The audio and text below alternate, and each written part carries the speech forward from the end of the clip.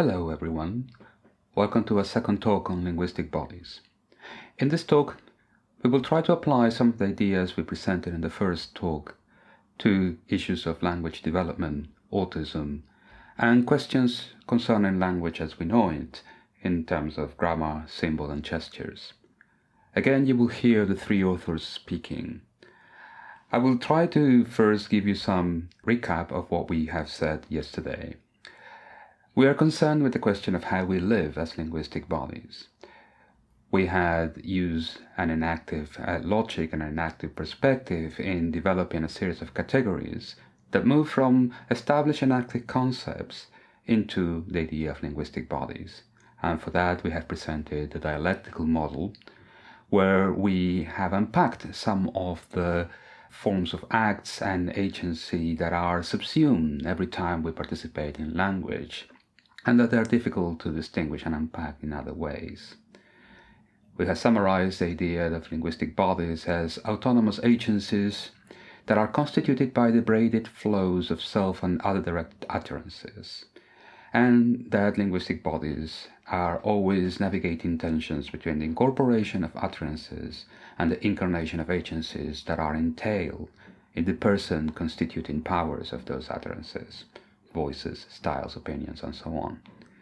So how do we become linguistic bodies? This is typically understood as a question of language acquisition, but here we're going to try to just give you some thoughts about the methodological concerns that are involved when you take the perspective that we are presented.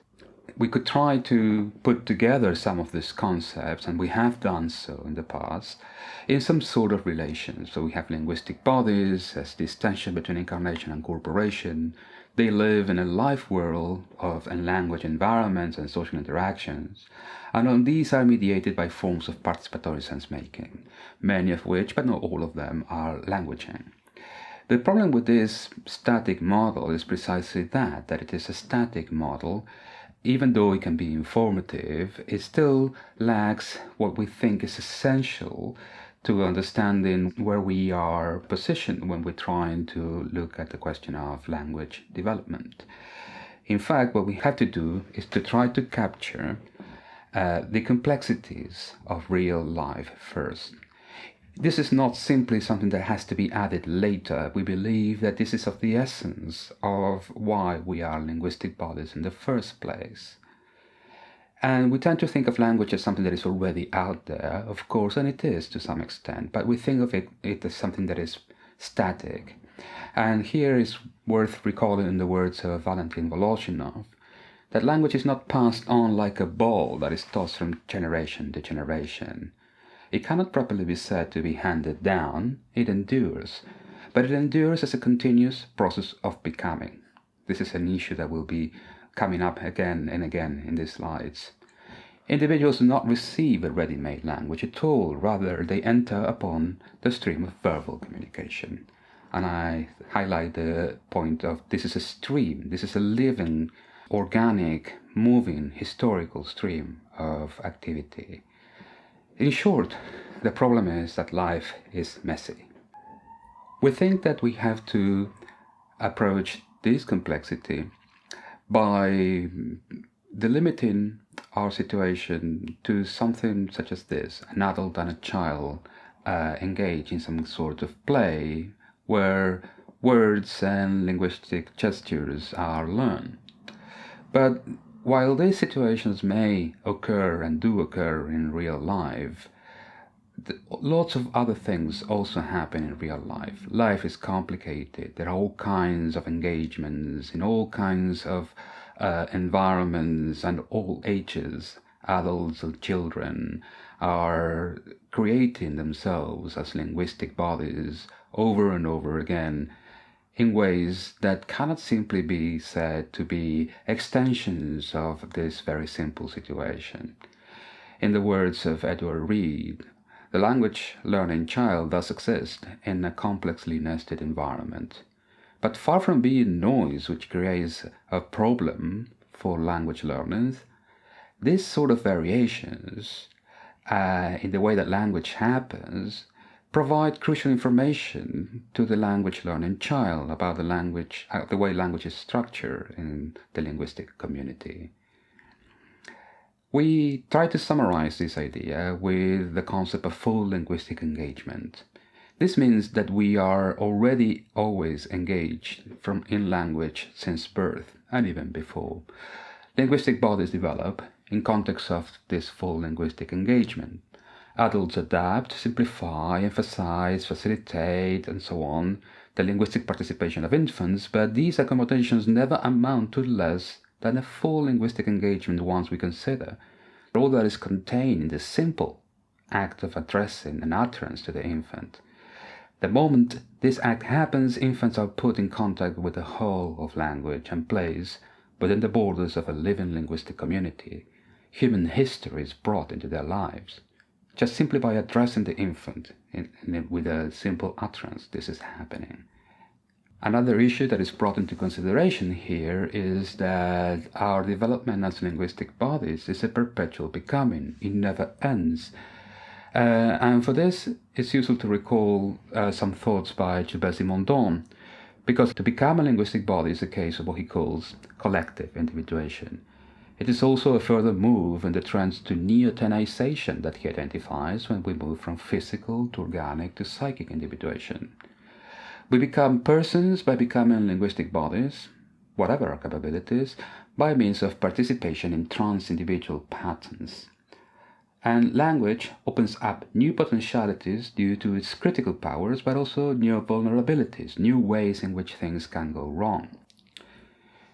We must see human neoteny as a way of abiding in potentiality, of stretching its horizons in response to the creative power and world-transforming practices, but not by escaping its various sources of determination, but by holding them in abeyance, slowing them down, playing with them, and keeping options open as much as circumstances allow. Rather than pointing to a cauldron where separate nature and culture meet and mix, neoteny draws our attention to nature's way of growing cultures and culture's way of producing nature.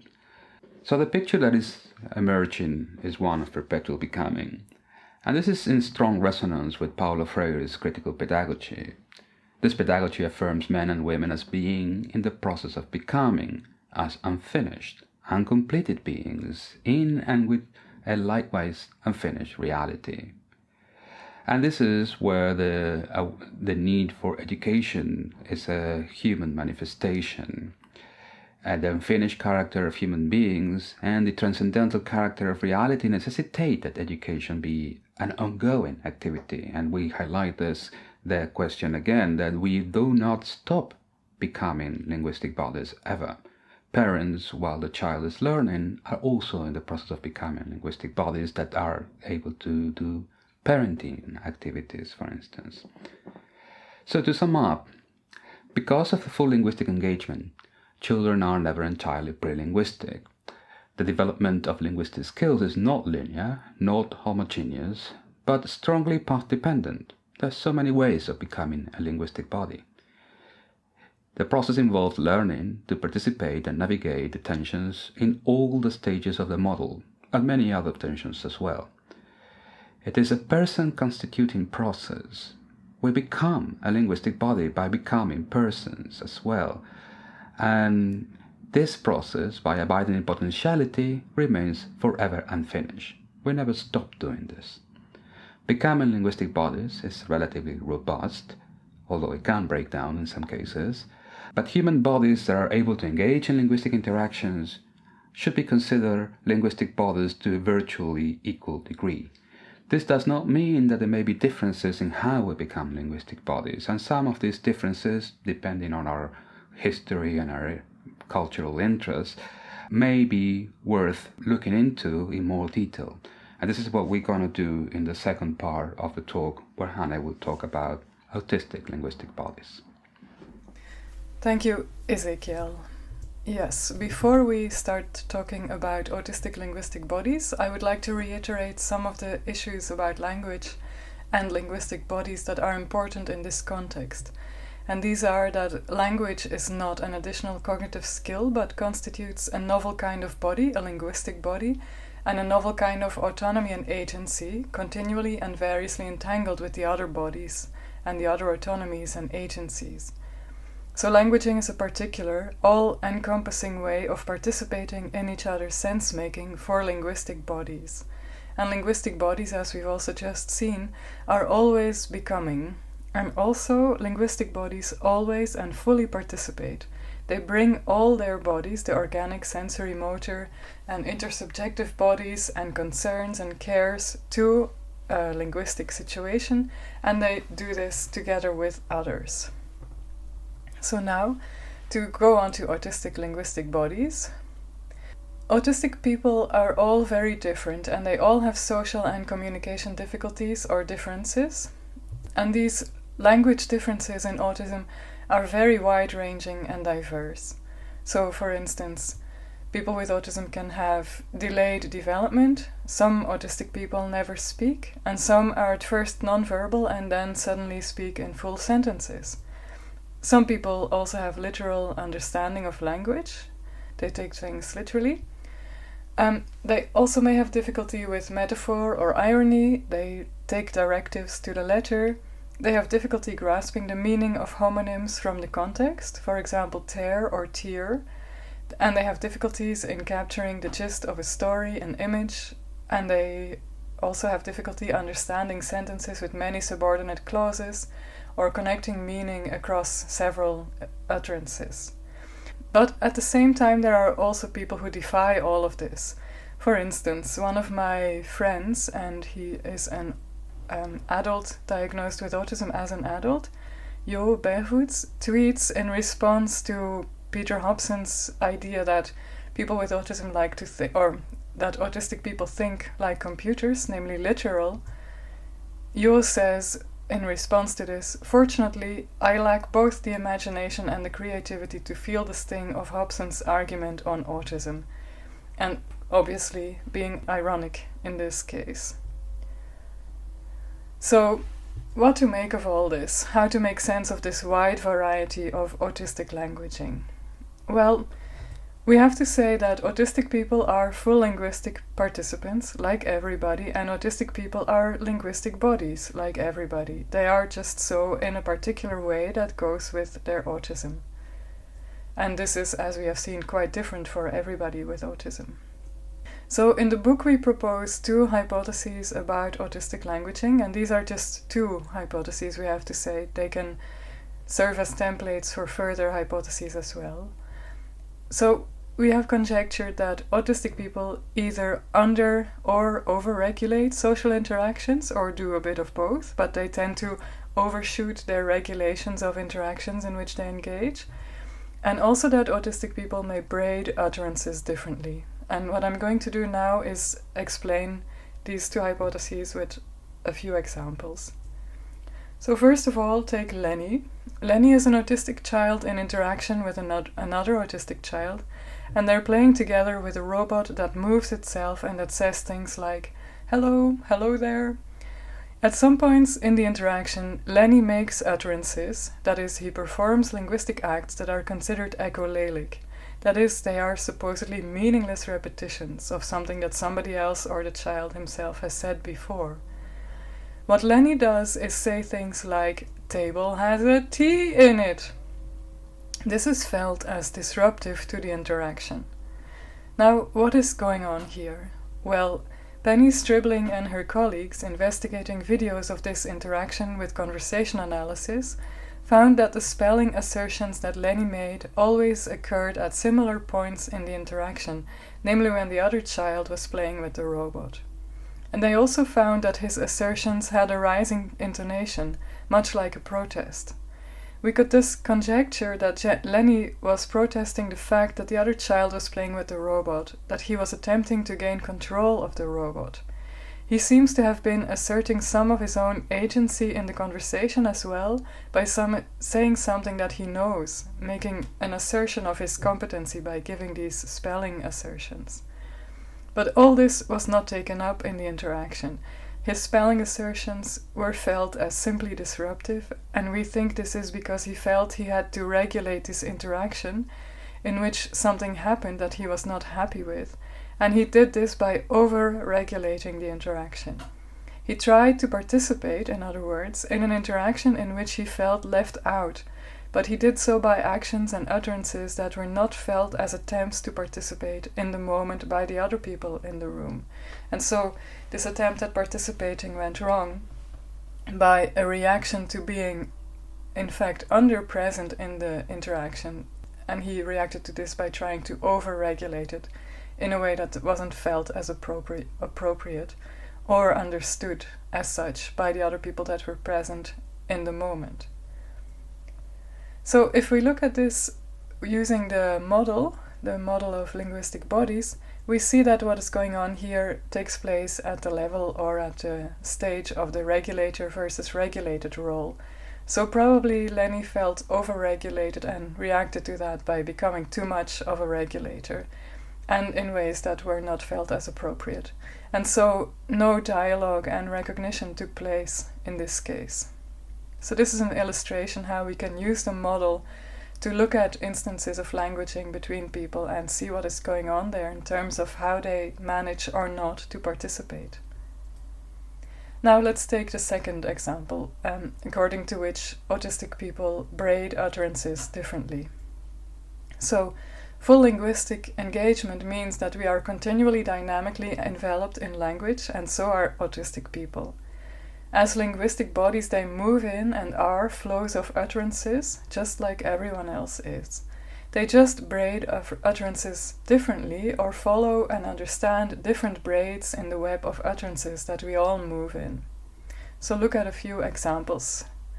Here's Adam, a young child with autism who was taken out on a bicycle ride with his grandfather, and when he came home, together with his grandmother started interrogating his grandfather because she thought it was dangerous to take out this little boy on a bike ride. She didn't like that.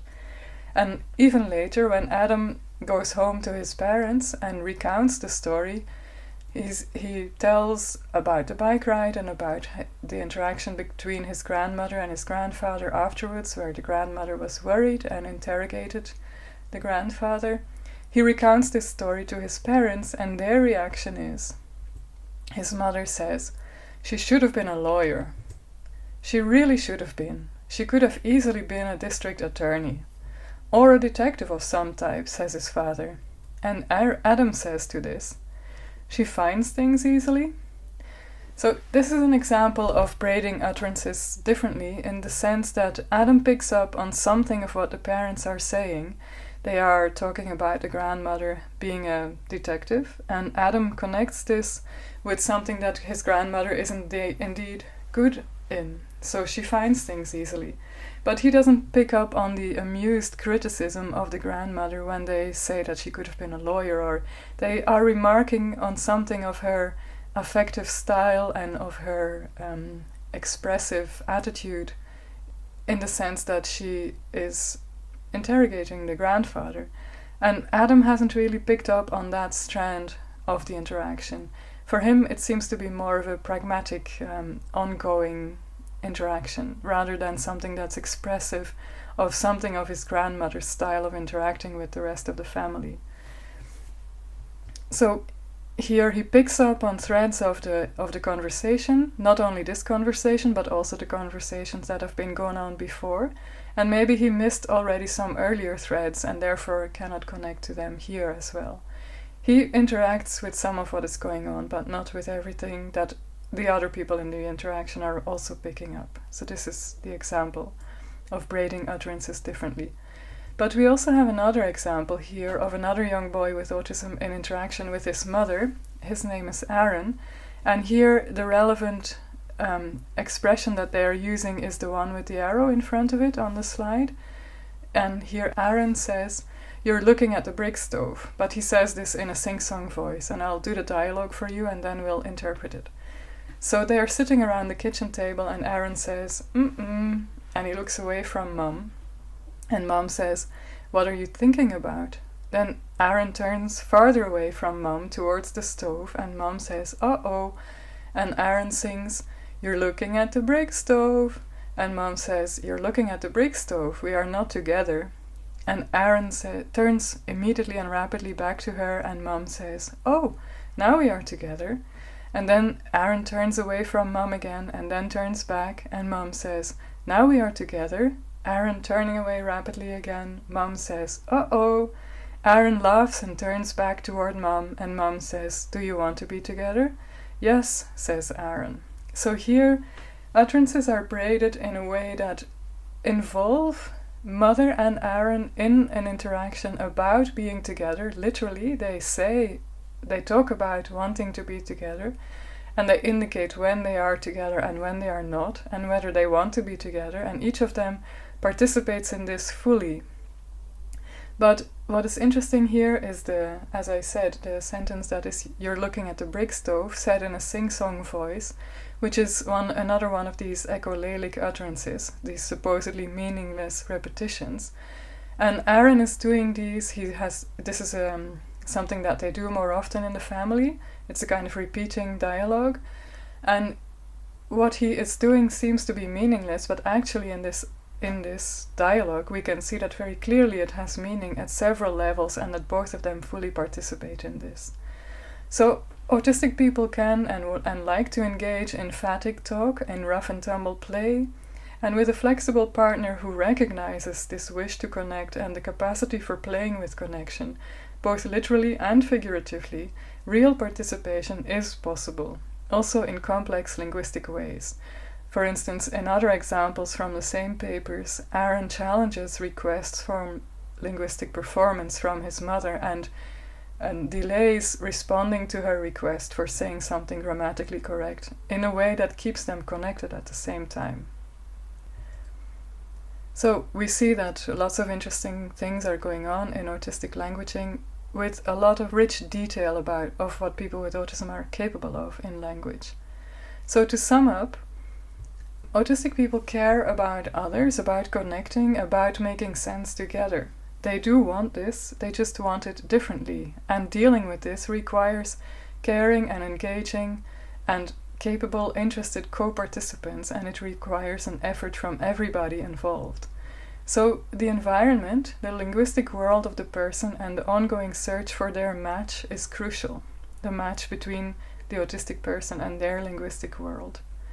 So the two hypotheses that we gave here, as I just said as well, are a kind of template for further research on autistic participation and autistic languaging, using this linguistic bodies concept and the model. Autistic languaging is widely variable, but we can say that there is one general maxim for how to approach autistic languaging, and that is to strengthen participation, if and when desired, we have to say, because indeed it's important to strengthen participation, because what makes people fluent at participatory sense-making is precisely to engage in participatory sense-making, but this may also include sometimes disengaging from making sense together, disengaging from conversation and interaction, because this is also very important in well-being for everybody, but especially also for people with autism. Thank you. This is it about autistic linguistic bodies. Now over to Elena. So hello again, everybody. We just had with Hannah some examples of languaging, of autistic languaging, of autistic linguistic bodies, and non-autistic linguistic bodies languaging together. So now we have come to the place in the book where we talk about, in chapter 11, quote-unquote, language as we know it. We couldn't start here because, well, for reasons that are hopefully fairly obvious by now, but we did not want to begin the project saying what language already is and then trying to explain how humans learn this or interact with it or generate it. We wanted instead to be able to, by the time we spoke about the everyday, ordinary cases that we easily call languaging, have readers or have listeners well acquainted with some of the moves and concerns that we have been using to give instead this inactive and participatory an ontological picture of world involvement and dialectics and agency and autonomy and the other pieces of the puzzle that allow us to approach this. In other words, to see inside of the language that we already know and use so well, all of these forces and all of these entanglements, and start to be able to unpack those a little bit, which I will try to do or comment on a bit in this section. I should also say that the method of this chapter is to point out work all over that has been done in a kind of spirit that we find inactive, and also to pose different questions that might come out of such work, but we do not yet have or offer a fully worked out inactive grammar, for example. These are notes towards that work that would have to follow from what we do here. So why do we use cognitive linguistics as a little bit of a foil yesterday, and certainly in the section I'm about to talk about? And one reason is because we're very sympathetic to, and in certain ways grow out of that tradition, and have this deep shared basic assumption that accounts of language should be rooted in what we know about cognition, including environment, shared knowledge, and embodiment. So two programmatic quotes from cognitive linguists about the field say, for example, cognitive linguistics sees language as embedded in the overall cognitive capacities of humans. And language is not an autonomous cognitive faculty. So far, so good. We're quite on the same page. But as it goes on, we start to see that a lot depends on vocabulary. And there are divergences here. For example, when we try to define what language is, not just what it's not. So Croft and Cruz, in a very wonderful and useful textbook on cognitive linguistics, say that language is fundamentally the real-time perception and production of a temporal sequence of discrete, structured symbolic units. Whereas in the 2015 paper, we talk about languaging as a form of social agency that involves a double regulation of self and interaction that integrates the tensions inherent in dialogical organization and participation genres. And as we've been saying all along, we think that this sort of dual approach, at once approaching humans and language together as inseparable in a sense, involves this messiness, this need, as I said yesterday, to take everything together to try to get into the always already and attend to bodily living, even in our linguistic analysis. So we start to see some differences here. We can learn to see language as we know it from this different perspective, as complex processes of sedimentation and spontaneity that have to be enacted in each case rather than followed as rules. And that's sort of the mantra or the theme of this chapter and this section. We can see symbols as joint enactments that project new trajectories for collaborative sense-making, as we'll talk about. And we can even see the acts of writing and reading texts as forms of participatory engagements, where our constitution as flows of utterances affords opening up to a text or to our narrator, just like it does another person. So I'll get into a few different topics or subtopics here. I'll start with this cartoon, though, from Calvin and Hobbes, which shows braiding of utterances, reporting utterances, and the kind of material and situated and interactive aspects of grammar that our account would wish to highlight, and is also a fun cartoon and kind of a classic. So Calvin has made a duplicator machine and says to Hobbes, "Okay, Hobbes, press the button and duplicate me." Hobbes wonders if this is such a good idea, and Calvin, very, indignant, insists that these stupid ethical questions are getting in the way of scientific advances, is what he says here, right? He's like, "Hit the button, will ya?" And then Hobbes admits he'd hate to be accused of inhibiting scientific progress, so here he already is rephrasing or reporting Calvin's utterance. He says, "Here you go," presses the button, and inside, to make the duplicating noise, Calvin says, "Boink." And Hobbes says classically, "Scientific progress goes boink," which winds up actually, I think, being the title of one of the comic book collections of these strips.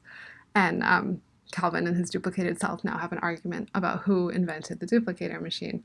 So this moment in the comic where Hobbes says scientific progress goes boink, folds together what has been said before, what he himself actually said before, which was already a recasting of what Calvin said, and now weaves in into his phrase the noise that Calvin made to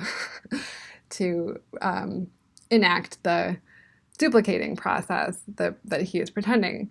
So fold this together and you get the phrase, the amusing punchline, especially when it's not so painfully deconstructed, is that scientific progress goes boink. And this folding together of the noise, the enactment, and the context in the utterance is not only where the humor comes from, but also is sort of the crux of the whole meaning that they're making together. Although at this point, Calvin seems to have moved on and is a little bit oblivious about it. So here's a refresher, again, on utterance reporting and utterance braiding, and the possibilities there. So in terms of talking about enactive grammar, a few points. Grammar as we know it is really important to the activity of reporting utterances. And we do want to remember that utterances need not be verbal, right? But so one story you could tell about the origin of grammatical conventions that we have is that they come about because we need to clarify what's going on in reported utterances, particularly in indirect speech. So an utterance reporting is a recursive operation whose object of transformation is another utterance, but this is, as we've seen, very contextual and can vary, and folks can vary in their skill and ability to do so, also as Hannah showed. So regulatory elements are needed to differentiate and establish the links between the reported and the reporting parts of the utterance. And again, part of the pressure and the model that gives rise to utterance reporting is a potential confusion about, when one is trying to regulate themselves and one is trying to regulate an interaction, what's going on, who's talking to whom, and we get on the same page by speaking about the same utterance together, but we need to clarify that we are now speaking about the utterance that just happened. And so all of these different layers can get clarified with different grammatical roles and pieces and parts. And we are inspired here by the work of Jacobson on categories and rules being derived from meta-relations. And this could be one motivation for grammar as a set of conventions. We want to emphasize, or we would be looking for in an enactive account, non-representational, world-involving, and world-relating know-how. So grammar is a skill and is something that we're able to do and enact together, not because of necessarily, modules in the brain or innate abilities in a direct way, but because of our environmental and social interactions and really rich scaffolding that happens there, which will be seen a bit when I talk about symbols just in a second. But we can talk about this as autonomous patterns in a community available for interactive regulation. So even the handshakes and the high fives that we saw in the dialectical model would be examples. And what we can see happening is an increasingly sedimented set of networked repertoires that are available for action and for social action. So you have a sedimented set of networked repertoires and as well these material histories of incorporation and incarnation. The fact that whenever we are arriving to make sense with another participant, our bodies are ready in a certain way for managing those open tensions and interactions. And the example that I already mentioned here from the model would be recursive use of partial acts, so acts starting to regulate or comment upon other acts locally, suggesting their complement or strongly inviting a complement. And all of these pieces fitting together, kind of showing what comes next, what needs to come next, are in our bodily practices of grammar, or grammaticalizing, if you will. Now, the slogan that comes out of cognitive linguistics in this topic is that grammar is conceptualization. So what does that mean? I mean, quite a lot, again, hangs on the vocabulary. It seems to us that grammar is action. Conceptualization, too, is action, I suppose, rooted in sedimented and spontaneity dialectics. Sense-making is rooted in these material histories of incorporation and incarnation, of handling and navigating that tension of making oneself one's own linguistic body, one's own flow of utterances, and also has to do with being dynamically responsive to intersubjectivity and participation in real moment-to-moment situations through situational affordances. But we think even with this view that really stresses conceptualization as a material, social, extended sort of process, we can still get phenomena like objectivity and reference and ideality, which we also discuss in Chapter 8 as well as in this chapter of the book. So how this would work has sort of been said, I think, or suggested already, but social acts are about various things. When we're acting to regulate a dialogical situation or a confusion of genres or trying to move on in a conversation, our acts are about that tension, or they might be about other acts, including utterances. An objectifying attitude emerges in this context via the practice of regulating other practices and experiences. And I think we talk here about objectivity in the book as something that is brought to shared awareness, action, or appreciation through that interactive sense-making, that participatory sense-making activity, right? So the objectivity in the sense of a noun really comes out of, it's like a process product thing. It comes out of whatever the objectifying attitude yields in that context, right? What is brought to our shared awareness, action, or appreciation. And then collaborative and recursive acts of bringing to presence by the very activities having this inherent aboutness, the sense-making activities of linguistic bodies refer. And we see this, I think, potentially more clearly in talking about inactive symbols, which is where we'll go next. So here are two symbols. One, something you might see from the instructions of an IKEA type store and furniture assembly, and it is meant to be immediately intelligible, just no matter what your linguistic background is, and I suppose also no matter what your comfort level with assembling flat package furniture is, which is something that we also think is grammatical in a very embodied way. But this symbol is meant to communicate and kind of carry a lot within its simple form. And then we have another more political symbol, which one could probably speak for a long time about the various layers of meaning here too, as a knitted craftivism type materially made product. These hats meant to be in the shape and color, very, again, roughly sort of abstractly of a uterus, worn to the women's marches in 2017 following Trump's elections. These hats function as solidarity, as identifying people coming together for a common cause, as a provocative response, and one could go on. So the question of inactive symbols is important, again, because the account does not want to posit representations, in at least not in a very literal way, as mental entities waiting in a brain to be accessed or processed. Language is instead, we're trying to say, interactional, and it's an in-the-moment interactional achievement. So even more abstract or symbolically mediated sense-making is, again, an interactional here and now enactment or achievement. And symbols help us. They're tools in doing this. They are themselves joint enactments and they are concrete, spontaneous, and embedded in repertoires of previous symbolizing.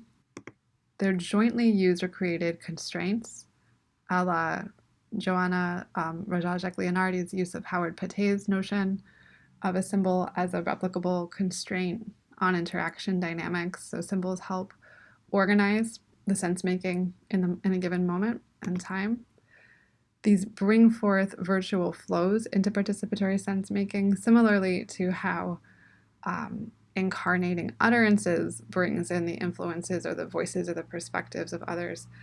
Symbols speak all at the same time of their past, of that which they are connected to via their symbolic representation. They're an object for joint discussion, argument, contestation, navigating. So they introduce different contexts, including micro contexts, into participatory sense making. They're kind of like orienting or pivot points in this way. And they have so much power and so much built-in temporality to aid sense making, in part because of their paradoxical persistence. Their material instantiation allows these constraining effects to persist and to change as distances between sense makers grow. So, for example, one example could be a policeman's badge that co-constituted an act of authority in the past, but in some future point just symbolizes a social structure no longer in place. So at one time, when you see the badge that someone wears or shows, it is an enactment of an authority relation and one has to submit to it. But later it could become a relic in a museum or something and only speak of that structure in retrospect. So we want to say that symbols are, as I said earlier, tools for linguistic bodies to grammaticalize, to organize and carve up and direct sense making at a given moment. And a really great example we find of this from within the cognitive linguistics tradition, although it's on I would say the vanguard of it, is in this example of recurrent gesturing. So the work on recurrent gesturing comes out of Cornelia Mueller's lab and work that she's done there with colleagues towards a grammar of non-conventional conversational gesturing, which is a really interesting attempt that I'll talk more about why that we find that so fascinating in a second. So Silva Ladovec and Jana Bressam have discovered this cyclic gesture that recurs in communities of German speakers. They call this, quote, a possible repertoire of gestural forms or standardized gestural forms that are used recurrently. And this form shows up in predictable form context links with predictable variations in its morphophonemic features. So that means that it has this core movement, a continuous circular movement of the hand performed away from the body outward that allows it to be identified in different contexts and even coded by its articulatory features. Its features of location, of finger positioning, hand shape, and movement are all consistent. So in a sample of 12 German participants that they observed in 10 hours of naturally occurring conversation, 56 cyclic gestures were identified in terms of these recurrent combinations of gesture parameters, and they found them to be used consistently in 3 different use contexts. So the fact that these kinds of gestures can be analyzed grammatically but still produced spontaneously is very interesting to us for its ability to demarcate a borderland between conventional or non-conventional, natural and non-natural. This is pretty consequential for standard work and gesture studies. On the one hand, even though these are co-speech gestures or conversational hand gestures, they don't have to be coded as a hand made into speech if they can be instead broken down in terms of their articulatory features, their visible physical characteristics that distribute systematically. And it's also significant for a field that has long wondered over the purpose and function of co-speech gesturing and has kept itself in a theoretical bind, on my view, as I've said in some other publications, by ruling out the conventionality and language-like nature of hand gestures, for example, in the works of David McNeill or Faye Perrell.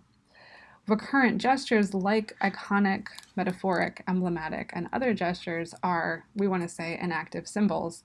They emerge from operations between bodies, interactions, and sedimented community practices, and they establish for participants micro-contexts of virtual flows and ideal images with attendant constraints and affordances. Recurrent gestures are more sedimented than other symbols, but this only means that they are identified, used, and responded to in certain ways rather than others. Their unique zone of partial sedimentation actually makes them a more ready example of inactive symbolizing, as we've been attempting to describe, than word use. As inactive symbols, recurrent gestures are neither fully open nor fully closed. They simply are likely to bring about one set of projective and regulatory effects on an interaction rather than another. So we can also compare possible explanations of this phenomena in our view as opposed to a cognitive grammar view. Ron Langaker would talk about, or his work is used by Ledevig and Bressam to talk about the grammaticality of recurrent gestures as being entrenched. That would make them a linguistic unit defined as, quote, an established pattern of activity, a complex neural event with a significant potential for recurrence. This is the entrenched aspect here. Rather than seeing recurrent gestures as located in individual minds, however, we are in a position to see the symbolic skills and sensitivities involved in recurrent gesturing as live events of incorporating and incarnating articulations available in and for a community.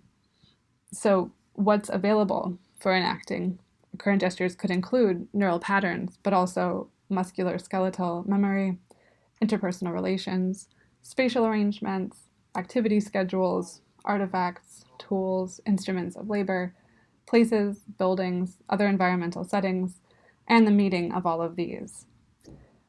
On our view, expressive and referential functions like these arise as the result of bodily movements, which in the course of regulating and responding to interactive dynamics are always becoming articulate. There is no need to posit a careful accumulation of entities or representations, like phonemes, words, or gestures, in the brain if we want instead to attend to the symbolic skills and sensitivities that we have for acting with what is available. So that is an example of a different way of approaching symbol and grammar from the perspective that we've been sketching with linguistic bodies. And we hope to have more conversations about this shortly. So what we have touched on today are some applications from the third part of the book to language acquisition, autism, grammaticalizing, symbolizing, and gesturing, very briefly. And what we have not had time to talk about are applications to reading and writing, truth processes. A little bit we have spoken about the vulnerabilities inherent in being a linguistic body, and we will speak about for one more second, but we also have more worked out accounts of microaggressions relating to institutional utterances and an ethics of participation that would come out of this work and that are featured in the 12th chapter of the book, the final chapter, Making Better Sense.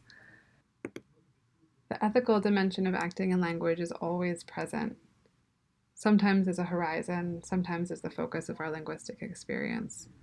We feel that a choice of words in an email response may be too curt. We feel a tension in a conversation and may even be aware that uttering certain words could be catastrophic. We feel the double binds of trying to be honest, pragmatic, and caring for others. Languaging is never free from risk, and sometimes it can feel like walking a tightrope. And these experiences become entangled with organic and sensory motor bodies. Linguistic risks are felt as bodily tensions, they trigger emotional episodes and stress, and if systematically experienced, they may lead to serious disorders. The converse of this picture, which is also a specifically linguistic vulnerability, is that to live as a linguistic body is to accept that language has a hold on us, and we are partially open to its movements. Our behavior, our ideas, our intentions are in part the result of being exposed to the linguistic acts of others. These acts can go straight into our bodies in all their dimensions, and in part orient and direct, even momentarily take possession of our affect and our agency. And this is part of what we mean by saying that everybody participates in our account of the ethics of participation. Every bodily dimension is present in every act and moment of languaging. This issue of taking possession over our affect and agency can particularly be the case when existing asymmetries are at play. The voices of others find an echo chamber in the flow of self-directed utterances and may not be easily silenced. Since utterances are constitutive of the linguistic self and of relations to others, in these embodied resonances, words sometimes cause harm and other times remedy injury. And that is from Linguistic Bodies, page 314. And perhaps we'll have occasion to touch on some of these consequences as well. So thank you very much. We look forward to discussion now.